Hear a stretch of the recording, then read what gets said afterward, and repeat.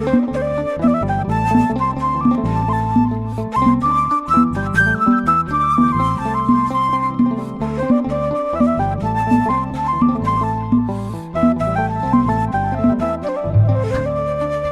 አላችሁ እንደምን ቆያችሁ ውድ ነው መርከብ ሚዲያ በሰቦች በያላችሁበት እንደምን ቆያችሁ እግዚአብሔር አምላካችን በድጋሚ ስላገናኘን ስሙ ይክበር ይመስገን። በተለይ ኦርቶዶክሳውያን እህቶች ወንድሞቼ እንኳን ለእናታችን ለቅድስት ድንግል ማርያም በዓል አደረሳችሁ ለማለት እወዳለሁ። ግንቦት አንድ እንግዲህ የድንግል ማርያም ልደት ነው። ይሄ በዓል እንግዲህ በእኛ በኦርቶዶክሳውያን ዘንድ በታላቅ ድምቀት የሚከበር በጉጉት የሚጠበቅ የእናታችን የቅድስት ድንግል ማርያም ልደት ደግሞ ልደታችን የሆነ ክርስቶስን ያየንባት ምክንያተ ድህነት የሆነችን ዓለም እንዲድን ዓለም ከሞት ወደ ሕይወት ከጨለማ ወደ ብርሃን እንግዲህ ከሲኦል ወደ ገነት ለመመለሱ የሞት መንገድ እንዲከፈት ወይም ደግሞ ሞት እንዲገደል ዲያብሎስና ሰራዊቱ እንዲታሰሩ ምክንያት የሆነችን መሰብ ወርቃችን ድንግል ማርያም እናታችን በዛሬው ዕለት ግንቦት አንድ ቀን ወደ ሊባኖስ ተሰዳ ተወለደች ብለን እናከብራለን። ይሄንንም የሆነበት ምክንያት በነገራችን ላይ ይሄን በመናነሳበት ሰዓት ድንግል ማርያም እናታችን ወደ ሊባኖስ የተሰደደችበት ምክንያት ምንድነው ካለን ክፉ አይሁዶች አሳደዋት እንደነበረ እንደዚሁ የታሪክ መዛግብቶች ይነግሩናል። ይህች ዓለም ለእናትና ለልጅ ፈጽሞ ያልሆነች ዓለም ናት። በነገራችን ላይ አምላካችን እግዚአብሔር በከብቶች በረት ነው የተወለደው። ማንም የሚያስጠጋው አጥቶ የሚያስጠጋቸው አጥቶ እናቱንና እነ ዮሴፍን የሚያስጠጋቸው አጥቶ ከብቶች በረት እንዲወለዱ ወይም ደግሞ እንደተወለዱ እናውቃለን። ምንም እንኳን ትንቢት ቢኖርም እንኳን ጭምር ማለት ነው። ግን ከብቶች በረት ነው የተወለዱት። እናቱም እናታችን ቅድስት ድንግል ማርያም የተወለደችው የት ነው ካልን በምድረ በዳ ዛፍ ስር ነው የተወለደችው፣ ወደ ሊባኖስ ተሰዳ ማለት ነው። ይህች ዓለም ለእናትና ለልጅ አልሆነም። ይህች ዓለም ለእናትና ለልጁ ያልሆነች ለእኛ ትሆናለች ብሎ ማሰብ ሞኝነት ነው። ብዙዎች ይህችን ዓለም የሚያማርሩ የሚወቅሱ ሰዎች ስላሉ እኔንም ጭምር ማለት ነው። ትክክል አይደለንም።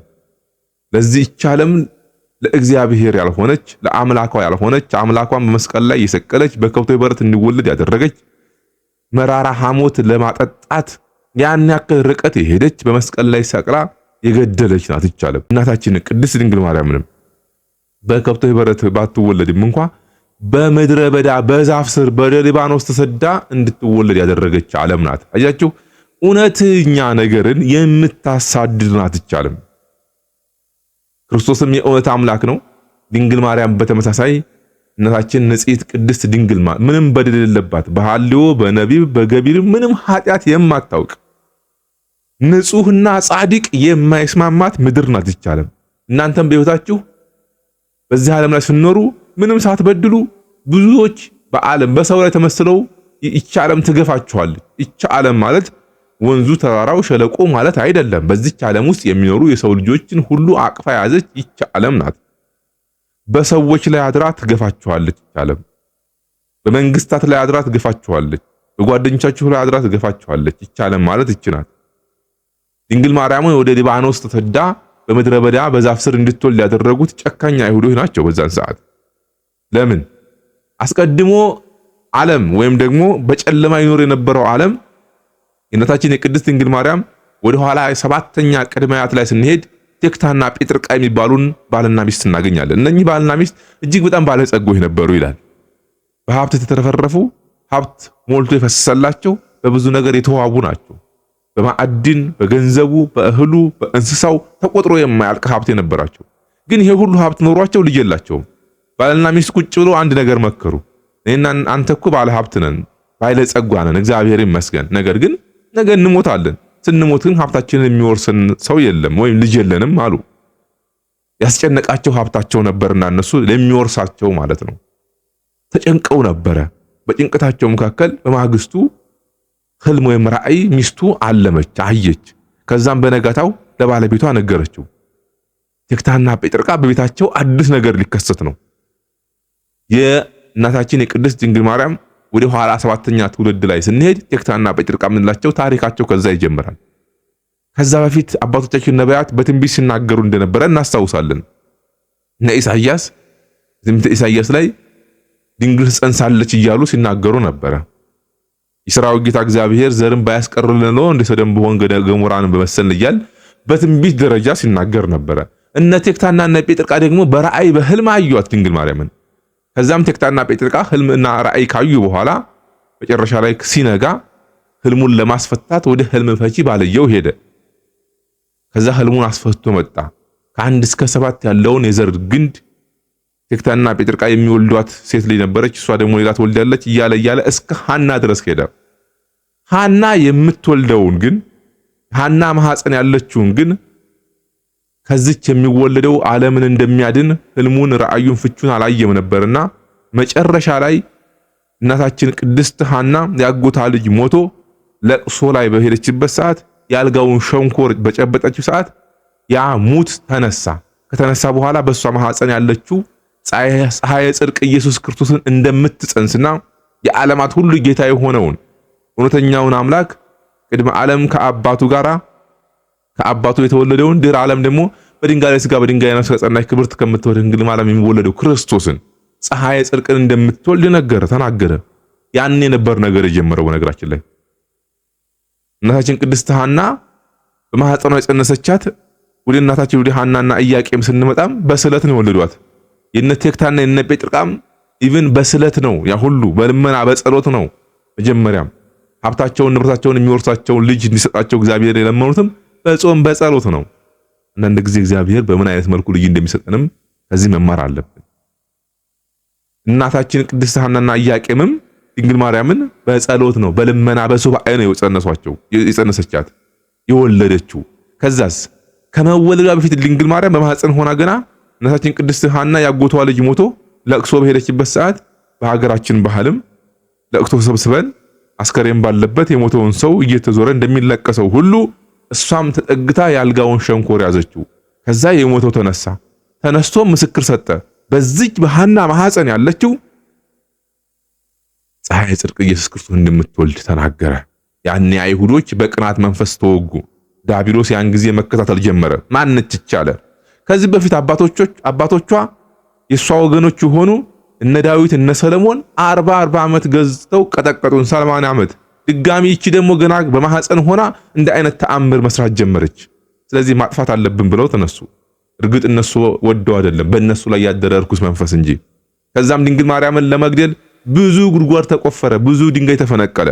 መጨረሻ ላይም ድንግል ማርያም ስትወለድ እንዳትሞት ወደ ሊባኖስ እናትና አባቷ ተሰደዱ፣ ስደት ሄዱ። ከዛም በሊባኖስ በዛሬው ዕለት ተወለደች ማለት ነው። በዛፍ ስር በምድረ በዳ ላይ እና በዛ አካባቢ ይኖሩ ነበሩ የሰው ልጆች ማህበረሰቦቹ እናታችን ቅድስት ሐና ስትወልድ ለጊዜው ሊደርስ የሚችል ምግብ አዘጋጁ። ንፍሮ ነው፣ ዳቦውን ቂጣውን አዘጋጁ። በሰዓቱ ያን አዘጋጅተው የድንግል ማርያምን ልደት በዛ መልኩ አከበሩ። እኛም ዛሬ ያንን ታሳቢ አድርገን ኢትዮጵያ ኦርቶዶክስ ተዋሕዶ ቤተክርስቲያን ይሄን ታከብራለች፣ ይሄን ታስባለች። የድንግል ማርያም ልደት ማለት ይሄና የናንተ ልደት ነው። የክርስቶስ ልደት ከድንግል ማርያም መወለድ ወይም ከድንግል ማርያም ልደት ጋር የሚያያዝ ነው። ድንግል ማርያም ባትወለድ ኖሮ የክርስቶስን ልደት አናከብርም። የለማ መስታወታችን እኮ እሷ ናት። እኛ እኮ እግዚአብሔርን የምናውቀው በድንግል ማርያም አማካኝነት እኮ ነው። ብዙዎች ይሄን ስንናገር ክርስቶስን የሸፈንን የሚመስላቸው፣ እግዚአብሔርን ማንነቱን የካድን የሚመስላቸው፣ የእግዚአብሔርን አምላክነት ነጥቀን ለድንግል ማርያም የሰጠን የሚመስላቸው ብዙ ሰዎች አሉ። እንደዛ አይደለም ነው። እናውቃለን የእግዚአብሔር ክብር በምን መልኩ መቀመጥ እንዳለበት። የድንግል ማርያም ክብር፣ የመላእክት ክብር፣ የቅዱሳን ክብር፣ የእያንዳንዱ ክብር ምን ላይ እንደሆነ እናውቃለን ጠንቅቀን። አዎ እውነት ነው። ያለ ድንግል ማርያም ክርስቶስን አናውቀውም። ለምን? ከስጋዋ ስጋ ከነፍሷም ነፍስ ነስቶ ከሷ ነው የተወለደው። መለኮት ነው፣ የማይጨበጥ የማይዳሰስ መለከት። በገዘፈ ስጋ በተመጠነ ቁመት፣ በአጭር ቁመት በጠባብ ደረት እንድናየው ግን ምክንያተ ድህነት የሆነችን እሷ ናች። ሉቃስ ወንጌል ላይ እንደነገረንም ሉቃስም በእግዚአብሔር መልአክ ቅዱስ ገብርኤል ልክ እንደተናገረው ኢየሱስ ክርስቶስ እንዴት እንደሚወለድ ከሷ የሚወለደው ምን እንደሆነ የነገረን በሷ አማካኝነት ነው። ስለዚህ ክርስቶስን ለማግኘት ስትፈልጉ መጀመሪያ ወደ ድንግል ማርያም ሂዱ ነው። ወደ ድንግል ማርያም ሂዱ። ብዙ ጊዜ የምንሰማቸው የማናያቸው ነገሮች ስላሉ ማለት ነው። ክርስቶስን የሸፈንን ይመስላችሁ ኖ እኔ እናቴ እኔን የወለደችኝ እናት አለች። እኔ እናቴን ክጄ የእናቴ ማንነት ረስቼ ሌላ አካል ወይም ደግሞ አባቴን እንደከለለችኝ አድርጌ እንደሸፈነችኝ አድርጌ መናገር የለብኝም። እናትን ክዶ ሌላ መንገድ መከተል ልክ ነው ብዬ ስለማላምን ማለት ነው። መሰብ አለ፣ መሰብ ወርቃችን ናት። በመሰብ ውስጥ እንጀራ አለ። ያ የህይወት እንጀራ ክርስቶስ ነው። መሰቡን ከፍታችሁ ነው እንጀራውን የምትበሉት። መሰቡ እንጀራ ዝም ብሎ መሬት ላይ አይጣልም አይደል እንደ በሀገራችን እናቶቻችን እንጀራ ጋግረው እንጀራውን የሚያስቀምጡበት ዕቃ አለ፣ ማስቀመጫ መሰቡ ነው። እንጀራ መብላት ስትፈልግ መሰቡን ከፍተህ ነው እንጀራ የምትበላው። መሰቡን አልፈልግም እንጀራውን እፈልጋለሁ ማለት አይቻልም። መጀመሪያ ሰው እንጀራ ሊበላ ሲፈልግ ወደ መሰቡ ነው የሚሄደው። ከዛስ መሰቡን ይከፍታል። መሰቡን ከከፈተ በኋላ መሰቡ ውስጥ ምን አለ? እንጀራ አለ። እንጀራውን ትበላለህ፣ አለቀ።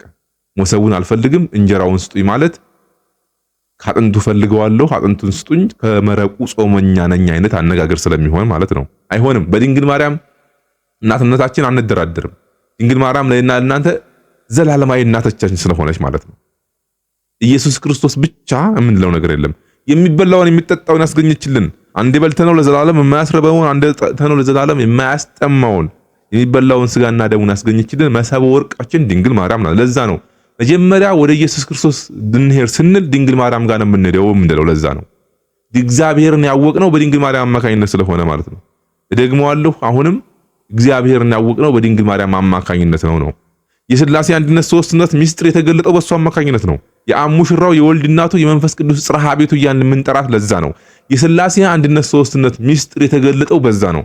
አብ በደመና በወልድ በአካለ ሥጋ መንፈስ ቅዱስ በእርግብ አምሳል በዮርዳኖስ ወንዝ ያዘናቸው በድንግል ማርያም ምክንያት ነው። እሷ ተወልዳ ክርስቶስን ባትወልድልን ኖሮ የት እናውቀዋለን? እግዚአብሔርን የት እናውቀዋለን? ይሄ ማለት የእግዚአብሔርን ክብር መካድ አይደለም ነው። እግዚአብሔር ለድንግል ማርያም የሰጠውን ክብር ምን ድረስ እንደሆነ መገንዘብ ስላለብንም ጭምር ነው። ይሄ ሲባል አሁንም የድንግል ማርያምን ክብርና የእግዚአብሔርን ክብር ወይም ደግሞ ድንግል ማርያምን እንደ እግዚአብሔር ፈጣሪ አድርገን ስለምንከተልም አይደለም። አምላክ አይደለችም እናውቃለን። ፈጣሪ አይደለችም እናውቃለን። እሷም እንደዚህ ብለን እንድንጠራት አትፈልግም። አምላክ ማን እንደሆነ ጠንቀቀን እናውቃለን። ድንግል ማርያም ማን እንደሆነች እናውቃለን። መላእክት እነማን እንደሆኑ እናውቃለን። ለእያንዳንዱ የተሰጠው ክብርና ጸጋ አለ። በዛ ልክ ነው እኛ የምንንቀሳቀሰው ኦርቶዶክሳውያኖች ወንድሞች። ስለዚህ እንጀራውን እፈልጋለሁ መሰቡን አልፈልግም ማለት አይቻልም። እንጀራውን ከነመሰቡ ኦርቶዶክስ ቤተክርስቲያን አክብራ ትቀጥላለች። ይሄ ነው። ከዚህ ውጪ አልፈልግም እኔ የምፈልገው እንጀራውን ብቻ ነው ኢየሱስም ብቻ ነው የሚል ካለ ያለ መሰብ እንጀራ ይሄ ወጪት መስመር ነው፣ አይሆንም። ደግሞም እንጀራውን ለመውሰድ የመጀመሪያ የዘላለም ሕይወት እንድናገኝ ስጋዬን ያልበላ ደሜን ያልጠጣ የዘላለም ሕይወት የለውም ይላል። ስለዚህ ያለዚህ ደግሞ አይቻልም። ስለዚህ ድንግል ማርያም እናንተ እናታችን ናት። በዛን ዘመንም ገና በልጅነቷ ማህፀን ሆና ሊያጠፋት ፈልገው ነበር አይሁዶች፣ ክፉዎች አይሁዶች። ግን ተሰደደች። ተሰዳም በምድረ በዳ ሰው አላጣችም። በአካባቢው ያሉ ሰዎች መጥተው ንፍሮ ቀቅለው ውሃውን አምጥተው አላውን አምጥተው የሚበላውን የሚጠጣውን አዘጋጅተው አከበረች። ይሄና እናንተ እናት ተወለደች። ክርስቶስ ከዛ ከሷ ተወለደ። ዛሬ ላይ ደረስን ማለት ነው። ከዚህ በላይ እምነት ምን አለ? ከዚህ በላይ የሚያስደስት ነገር ምን አለ? የድንግል ማርያም ልደት ልደታችን ነው። የክርስቶስ ልደት ልደታችን ነው የምንለውም ለዛ ነው። ስለዚህ ድንግል ማርያም ለእና እናንተ እናታችን ናት፣ መመኪያችን ናት፣ ቤዛችን ናት።